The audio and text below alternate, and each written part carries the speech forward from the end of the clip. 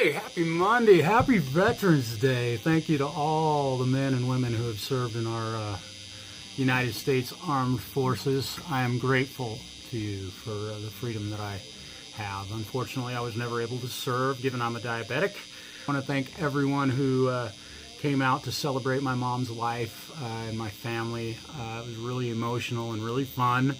And she was up there smiling. So is back at it today, and on my bench I got back from my trip to Portland and this showed up. This is a Gibson Les Paul recorder.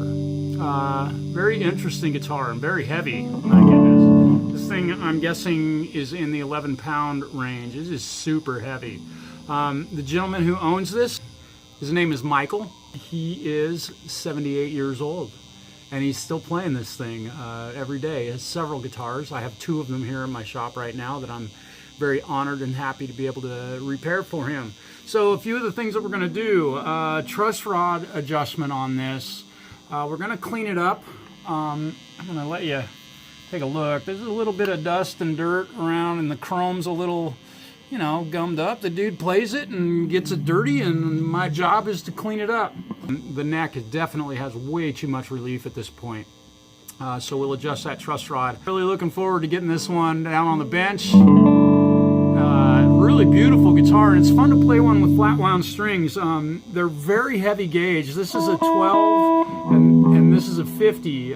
So a very heavy electric guitar gauge. Very usable when you're playing jazz. They give you a very warm, round tone on big old fat jazz chords.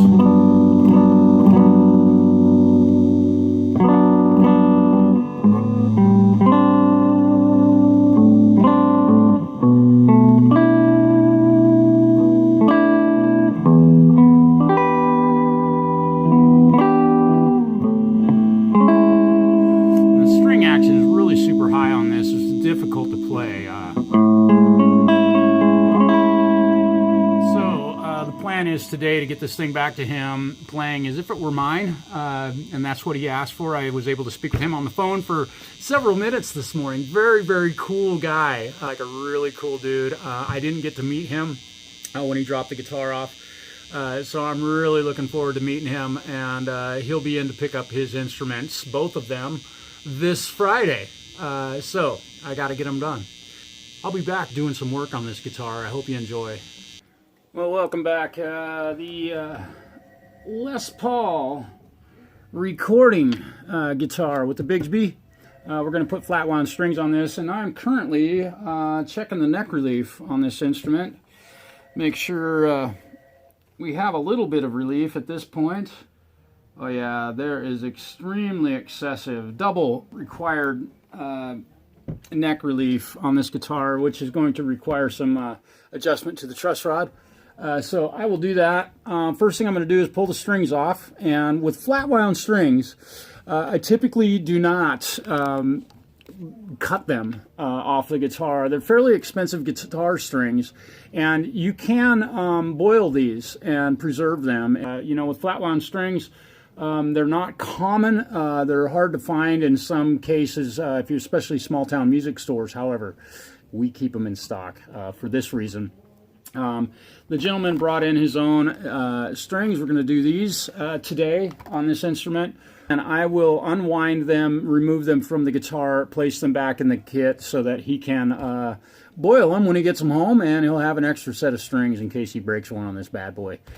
So I'll be back with some strings off this thing, getting the neck straightened out, cleaning it up, getting some the guck removed, blah, blah, blah. You know the deal. A lot of elbow grease. Yeah. So what's happening, party people?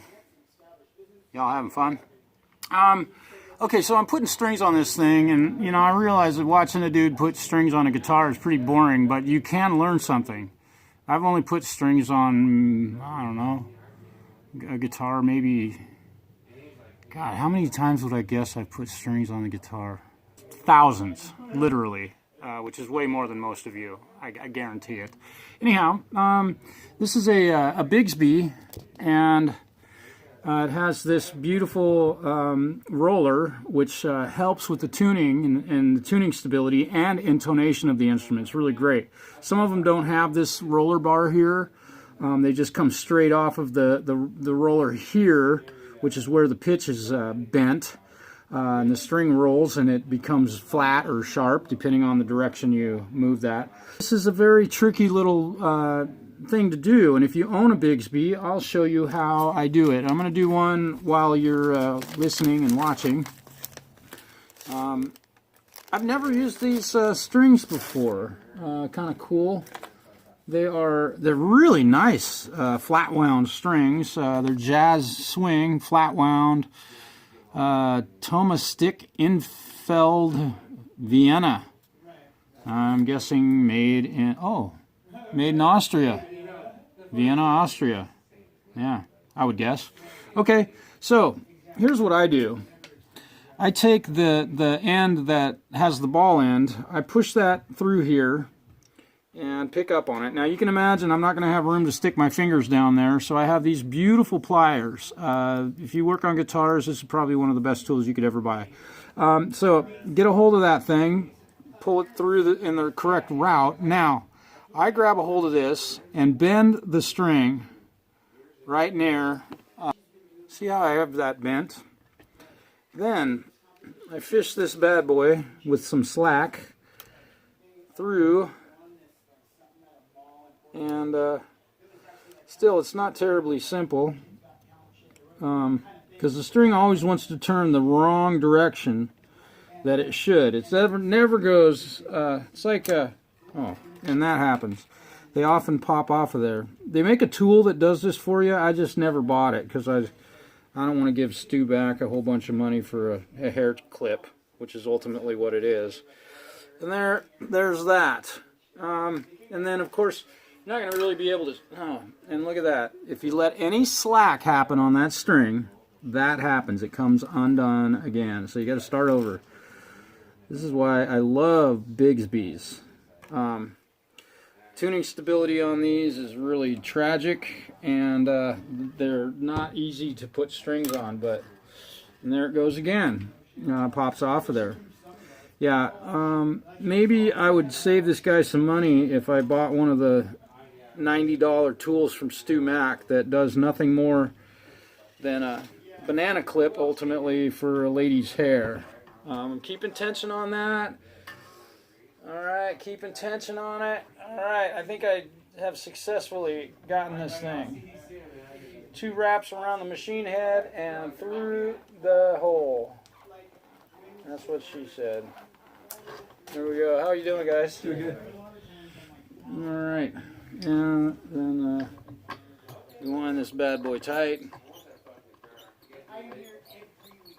And so that's the deal with putting strings on a Bigsby. I'll continue doing this and fast forward. Ready? Go.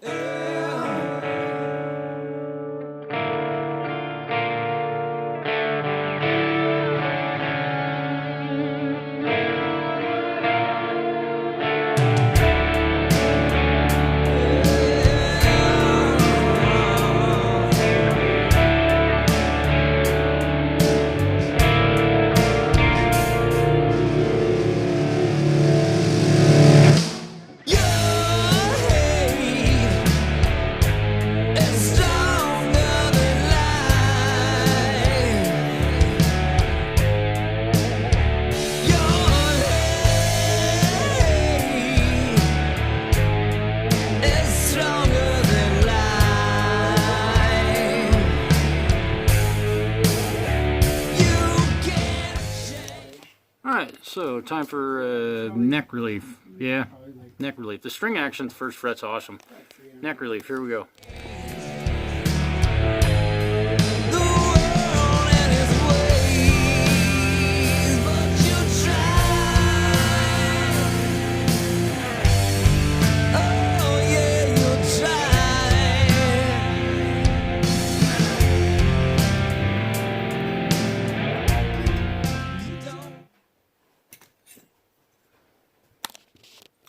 So You get the neck relief set really nicely. 12 thousandths of an inch neck relief, if you know what that means. If you don't, that's okay. If you do, you're awesome.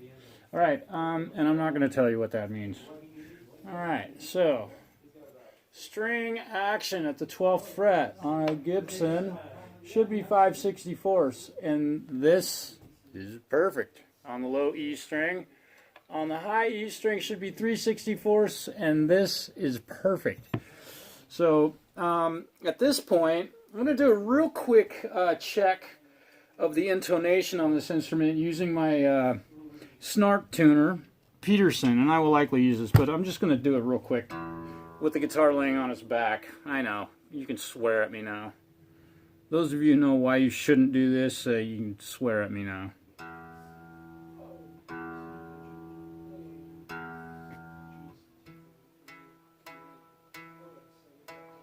So now, with the guitar laying on its back, my reading is showing that the pitch is a little flat with respect to the intonation. However, if I pick the instrument up, and I'm using my snark tuner, and they're not the most accurate. This is far more accurate, and I will do that. And, you know, the other thing, when you're tuning your guitar, hit the string like you're playing it. Nobody plays like this. That's not a natural action, and it will prove that your string is flat, but the moment you hit it hard, I can make that string go sharp just with that small amount of thrust on my guitar pick. We treat these like a ballerina, right?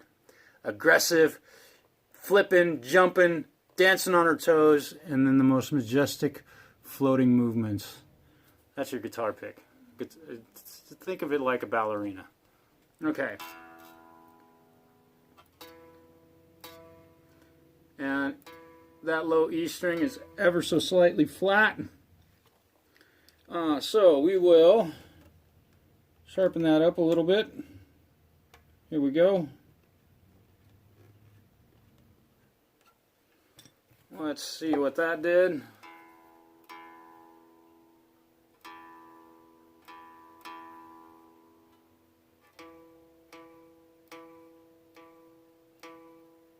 You know, so according to the snark, that intonation is damn near perfect. I'm going to continue to do this and finish this guitar up today. Woo! I'll do a little demo here in a bit. Well, right on. Here we are Monday afternoon, and I left my snark tuner on this beautiful Gibson. The recording guitar. It's made for recording. I currently have it set out of phase, so it has that quacky kind of weird tone. Volume control and tone is cranked on this instrument, and I have to admit something. I'm not happy to admit this, but it happens. I work on guitars, and there are plastic parts on these things that are very fragile. I was attempting to remove the plastic that Gibson so kindly bolts down to their pick guards and things. They put the bolts, literally the nuts, on top of the plastic so that it's impossible, without removing, it's impossible to get that plastic completely off the pick guard, and you end up with little chunks of plastic, as you can see around this tone control. You see that plastic sticking out there? It's just ugly. It's despicable that they do that. Come on, guys. The plastic on these is dumb enough. But yet you put the pickup, the condom is what I like to call it, over the pick guard, and then you put these nuts and washers down over the top of that plastic and force a customer to have that crap sticking out of the $4,000 guitar. If you ask me, Gibson, you need to change that policy today. This guitar have again set in the out of phase.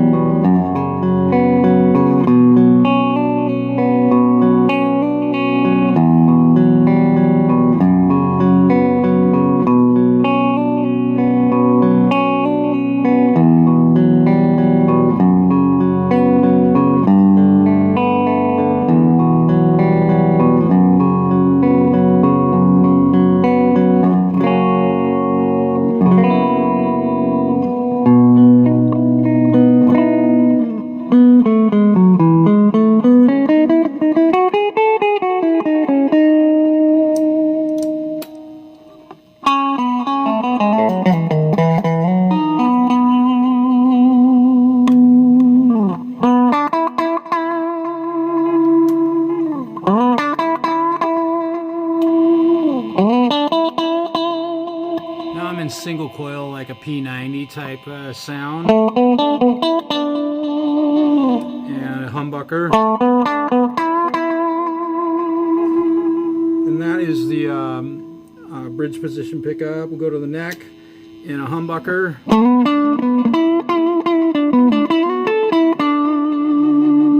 And in a single coil phase.